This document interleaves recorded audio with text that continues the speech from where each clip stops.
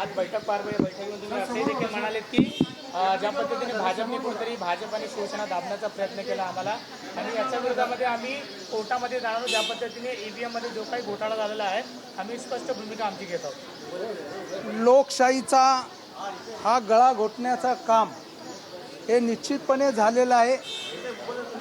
त्याचं कारण एक आहे, कारण आपण वस्तुस्थिती ही निश्चितपणे मांडली पाहिजे. ती मी माझ्या पक्षाच्या व्यासपीठावरूनही मांडलेली आहे.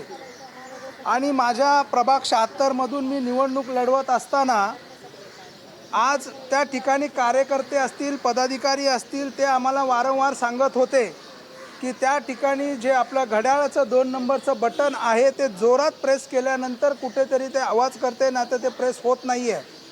ज्या वेळेला मी स्वतः असेल, माझे प्रतिनिधी असतील, आम्ही त्या बूथ सेंटरवरती गेलो, त्या ठिकाणी आम्हाला आतमध्ये जाण्यास बंदी केली पोलिसांनीसुद्धा, कारण त्यांच्यावरती पूर्णपणे प्रेशर होता. कारण माझ्या अंधेरी पूर्व विधानसभा मतदारसंघामध्ये स्वतः देवेंद्र फडणवीस साहेब यांची सभा झाली आणि त्या ठिकाणचा जो आमदार आहे हा सर्वांना माहिती आहे, सर्व पक्ष फिरून आलेला आमदार आहे. आणि त्या विभागामध्ये SRAचे प्रश्न असतील, तिकडच्या कचऱ्याचे प्रश्न असतील, बरेचसे प्रश्न त्या ठिकाणी आहेत. आणि ह्या सर्व प्रश्नावरती ज्या वेळेला आम्ही सामोरे जात असताना ते ही निवडणूक निश्चितपणे हारलेले होते. प्रचारामध्ये आमचं लीड असताना ज्या ठिकाणी आम्ही ती मशीनची तक्रार केली, ती तक्रार घेतली नाही. आणि ज्या वेळेला मतमोजणीच्या वेळेस आम्ही ती जी काही मशीन होती, त्या आमच्या प्रतिनिधी त्या ठिकाणी होते, ते बोलले ही मशीन बंद पडली होती. जर बंद पडलेली मशीन होती तर ती मशीन ज्या वेळेला बदलली त्यावेळेला एकतर उमेदवाराचे प्रतिनिधी किंवा उमेदवाराला बोलवलं जातं. त्या ठिकाणी आम्ही 4 अन्य पक्ष पण माझ्याबरोबर जे लढत होते त्याच्यापैकी कोणालाही बोलवलं नाही, आम्हालाही बोलवलं नाही किंवा आमच्या प्रतिनिधीलाही बोलवलं नाही. त्या ROच्या ठिकाणी त्या प्रतिनिधीने कबूल केलं की होय आम्ही आमदार साहेबांना बोलवलं होतं आणि ती मशीन बदलली. ही आमदाराची निवडणूक आहे का? ही महानगरपालिकेचे नगरसेवकसाठी जे उमेदवार उभे त्यांची निवडणूक आहे. तुम्ही त्या उमेदवारांना बोलवलं पाहिजे, त्यांच्या प्रतिनिधींना बोलवलं पाहिजे. मी त्या ठिकाणी 2 ते 2.5 तास आम्ही मतमोजणी थांबून ठेवली. ही मशीन ओपन करायची नाही, हा निकाल चुकीचा आहे. पण त्या ठिकाणी जो प्रेशर, ज्या काय कोणाचे फोन येत होते, अजितदादांनी देखील सांगितलेलं आहे. सर, आता तुमचा आरोप काय आहे ते नेमकं सांगा. तुम्ही बैठकीत काय मुद्दा मांडला आणि कोर्टात आज आम्ही बैठकीमध्ये हाच मुद्दा मांडला की या EVM मशीनबद्दल जी आम्ही तक्रार केली होती आमच्या प्रतिनिधींनी, त्या ठिकाणी आमचं ऐकलं गेलं नाही. आम्ही त्या ठिकाणी लेखी पत्र दिलेलं आहे, राज्य निवडणूक आयुक्तांनाही पत्र दिलेलं आहे की त्या ठिकाणी कशा प्रकारे मशीनच्या ठिकाणी जे काही लिक्विड टाकलं होतं की काय आम्हाला माहीत नाही, पण तोही प्रकार झाला. पण मशीन बदलताना आमदाराच्या समोर मशीन बदलण्याचं काय कारण आहे? ती मशीन जर बदलायची होती तर कोर्टात निश्चितपणे जाणार आहे. आम्ही राज्य निवडणूक आयुक्तांना पत्र दिलेलं आहे, ROंना पत्र दिलेलं आहे. आम्हाला त्यांच्याकडून न्यायाची अपेक्षा आहे.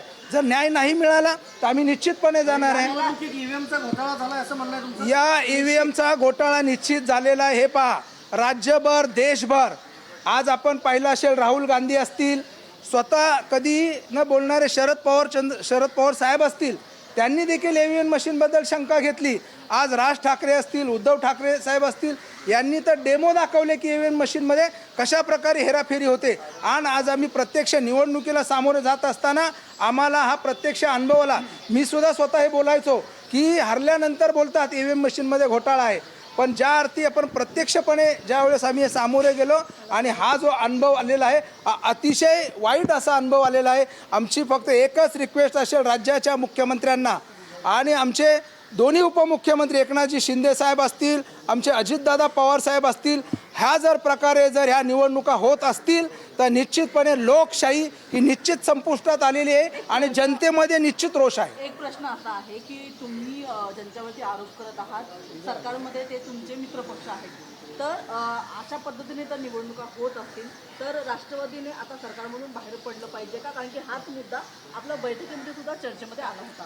स्पेसिफिक उत्तर द्या. हे पहा, खऱ्या अर्थाने पाहता आम्ही राज्यामध्ये आणि देशामध्ये निश्चितपणे सत्तेमध्ये आहोत. याचा अर्थ अशा पद्धतीने जर लोकशाही संपुष्टात येत असेल तर निश्चित आमचे नेते आदरणीय अजितदादा पवार साहेब यांनी निर्णय घेणं गरजेचं आहे. शिंदे साहेब आपणही निर्णय घेणे गरजेचं आहे. ही वस्तुस्थिती निर्माण झालेली आहे. कुठेतरी हे थांबलं पाहिजे आणि हे जर थांबत नसेल तर येणाऱ्या काळामध्ये निवडणुका होऊच नये. यांनी डायरेक्ट यांचे उमेदवार डिक्लेअर करावेत. ही वस्तुस्थिती आहे. ही वस्तुस्थिती आपल्यासमोर मांडलेली आहे.